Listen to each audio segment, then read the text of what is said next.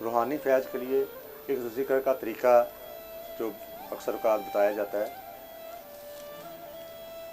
ہمیں روحانی طور پر میرے آقا مولا نے مجھے ایسے یہ ذکر سمجھایا تھا کہ اللہ کا ذکر اپنے مرشد سے لیتے ہیں، اسے سامنے تصور کرتے ہوئے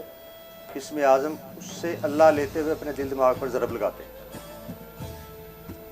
اس سے تصور شیخ بھی آتا ہے اور اللہ ذکر الہی بھی ہوتا ہے، دونوں کام ہو جاتے ہیں، تو وہ جلد اپنے مقصود کو پہنچتا ہے، اثر اس کا زیادہ ہوتا ہے۔ اب سب سے بڑی رکاوٹ جو ہے روحانی طور پر وہ ہے رزق حرام، کسی کو دھوکہ دینا، کسی کا چوری کر لینا، کوئی بھی چیز ہے۔ اور دنیا کی محبت جو ہے، دنیا اسے کہتے ہیں، یہ نہیں کہ آپ کو اچھی سواری ملی ہے یا آپ نے اچھے کپڑے پہن لیے ہیں یا آپ کو اچھا مکان ہے تو وہ بندہ دنیا دار ہو جاتا ہے، یہ ہرگز نہیں، اس کا مطلب یہ نہیں۔ دنیا داری ہوتی ہے کہ اللہ رسول کی طرف پشت ہو جائے اور غلبہ دنیا کی چیزوں کی طرف ہو جائے، ان دنیاوی چیزوں کی محبت زیادہ ہو جائے تو وہ بندہ دنیا دار ہے، اگرچہ کعبے میں بیٹھا ہے،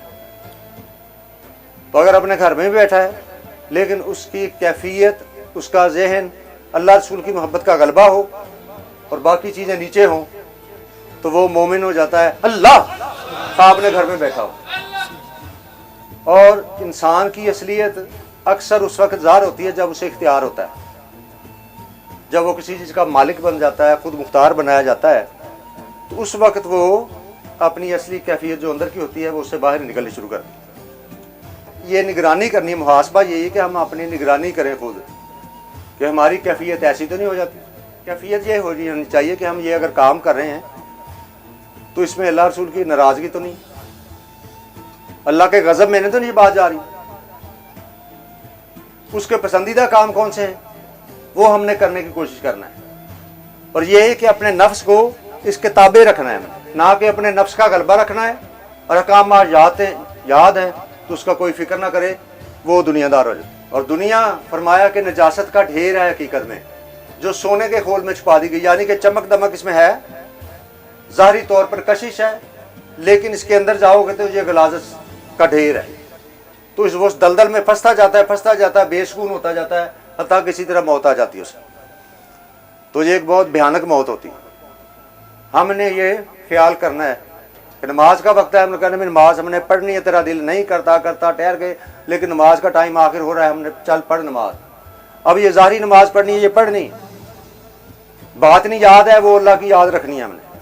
ذکر الہی رکھنا ہے، یا ہر وقت اگر دھیان رہے تو وہ بندہ بھی ذکر میں ہی ہے، وہ اللہ کی فکر میں ہی ہے کہ اسے اللہ یاد ہے۔ سب سے زیادہ گناہ مخلوق خدا کو ذلیل کرنا یا اس کے دل کو ناجائز ٹھیس پہنچانا، یہ سب سے بڑا گناہ ہے۔ شرک کے بعد یہ سب سے بڑا گناہ ہے پہلا، اور ایمان اور توکل کے بعد سب سے بڑا اجر اور انعام یہ ہے کہ آپ کسی کے لیے فائدہ مند ہو۔ جو شخص کسی کے لیے جتنا بھی فائدہ مند ثابت ہو رہا ہے وہ افضل ہوتا جاتا ہے۔ اب بندہ کہے کہ میرا جی روحانی فیض نہیں چل رہا یا مجھے روحانی فیض نہیں ہو رہا، میں نے 2-4 محفلیں اٹینڈ کی تھیں، بیعت ہو گیا تھا میں، تو اب وہ اس کی گندگی دور نہیں اس نے کی، اس نے سچے دل سے توبہ ہی نہیں کی، نہ اس نے کوشش کی کہ میں غلاظت کو تو دور کروں، اپنی گندگی یہی گندگی ہے نا کہ دنیاوی محبت کو ختم کر، جس کا کوئی لین دین کو بقایا ہے، پچھلا بھی ہے تو اس کو فوراً ادا کر دے۔ تو یہ چیزیں، یہ محاسبہ یہ ہے کہ ہم نے ہر جگہ پر اپنا محاسبہ رکھنا ہے کہ جس طرح وہ قادر مطلق ہوتے ہوئے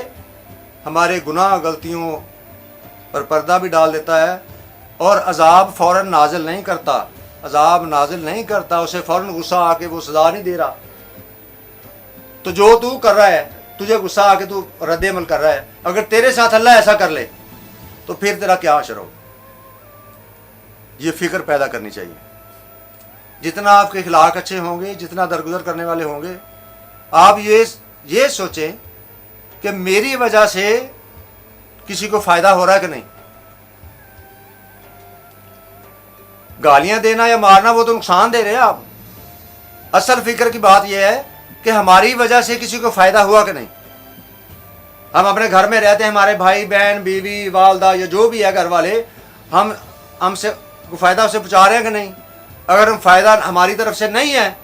تو ہم بیکار بندے, پھر کوئی نہیں.